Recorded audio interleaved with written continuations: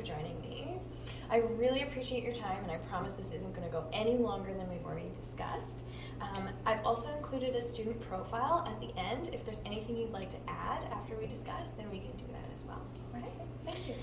All right, so we're going to be talking about Braden and the results from the WIAT that I ran. As you are aware, we were running this assessment, but I'm going to break down exactly what we saw and what the assessment was about.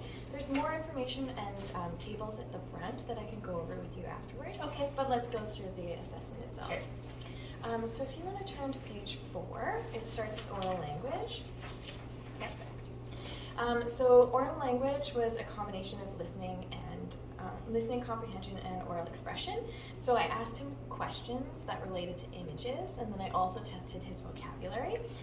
Braden did very well with listening comprehension and was superior at oral expression. So that's really great. For reading, there were 5 subtests that created this assessment: early reading skills, word reading, pseudo-word decoding, reading comprehension, and oral reading fluency. We looked at sight words and the ability to read them accurately. We looked at his phonological awareness and phonemic problem solving. We analyzed his comprehension when it came to reading, and then I also ran an oral reading fluency score for him. He was able to perform all of the assessments very well and actually was exceptional in reading comprehension and oral reading fluency as well. So his literacy skills are very strong. For written expression, it was again 4 subtests: alphabet writing fluency, sentence composition, essay composition, and spelling. Sentence composition was the ability to combine simple text to make more advanced text. Essay composition looked at the student's ability to write an essay within a timed span. And then it looked at their transitions, reasoning, word count, fluency, and the mechanical errors as well. And spelling assessed the student's ability to spell words correctly. Braden was able to perform all of the assessments with an average range of scores, and those are in the previous tables as well. But he did score superior in sentence composition. He did really well and was super motivated during that assessment, so that was fun. Mathematics was the last thing that we looked at, and that was 5 subtests given to him throughout the assessment. There was math problem solving, numerical operations, math fluency in addition, subtraction, and multiplication.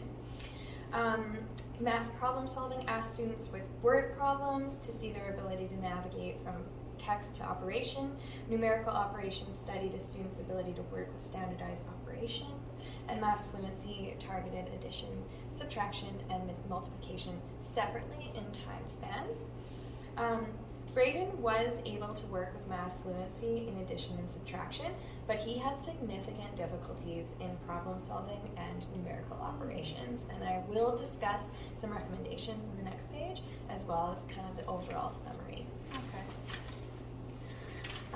So, as I said, he demonstrated consistent strength in reading, writing, and comprehension.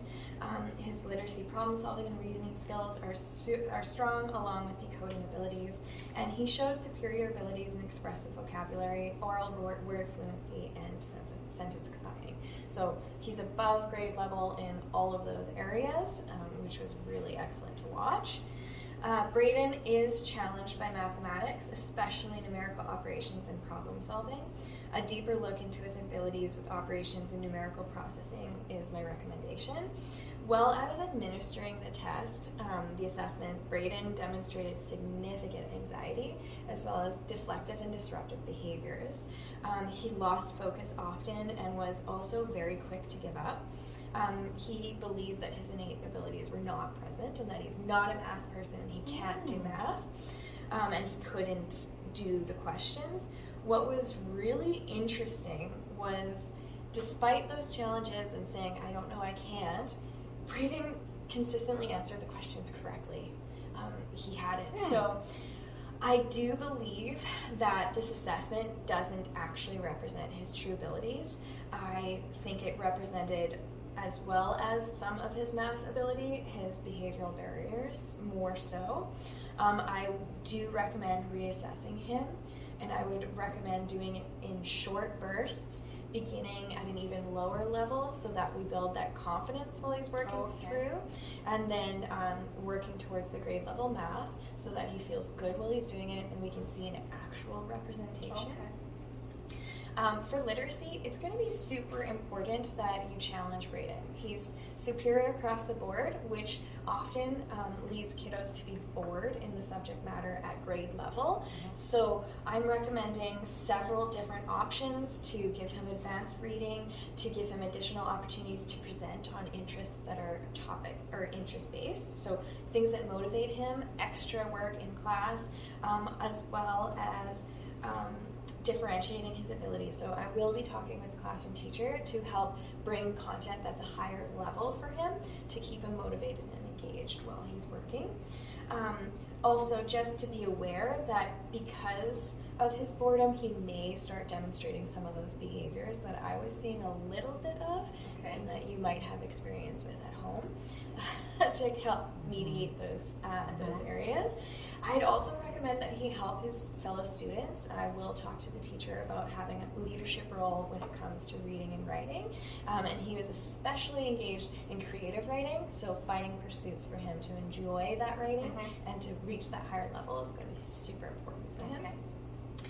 For math, as I've already said, I'm recommending a retest. I really don't think it was an actual assessment of his abilities in any way between his defeatist attitude and then the behaviors that he showed to kind of deflect or disrupt or try to work on different things while we were working together. I would recommend doing those in short bursts, several days across the board, and focusing specifically on operations to see really how can he do it. For the class, I would recommend physical manipulatives being super helpful for him. He's obviously a visual learner and he needs to feel that kinesthetic connection.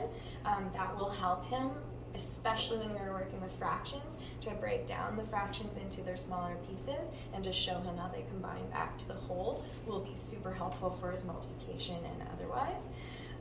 Also, I'm going to be recommending additional time to complete assignments and a quiet space to work, especially with the anxiety that I saw. Giving him a space that he feels safe in, lots of breaks, walks when you're assessing, when the teacher is giving him tests is going to be very important. And I asked him about what calms him, and he said that music really helps. So I will talk to the classroom teacher about allowing him to have headphones in while he's working on math, and just to help clear his head and give him space. Also, if this continues, if he retests and there's still the same level of barriers in mathematics because it was significantly low in operations, then I would recommend he get additional remediation. So helping him get a tutor, having a student helper, finding summer school remediation for him, but also just digital platforms like School Yourself or IXLM that he can work on at home in fun ways and engaging ways to really work on these foundational skills so that when he gets to grade 7 next year, he'll have a really good base to help him with the more challenging math that's coming down the line. Do you have any questions? I don't think I do. You've covered it all. Thank you. Great. Okay, and if there's anything you'd like to add to the student profile, we can do that in the next couple of minutes and talk about what of these recommendations you would prefer seeing. Okay, Great. Okay, Thank you so much.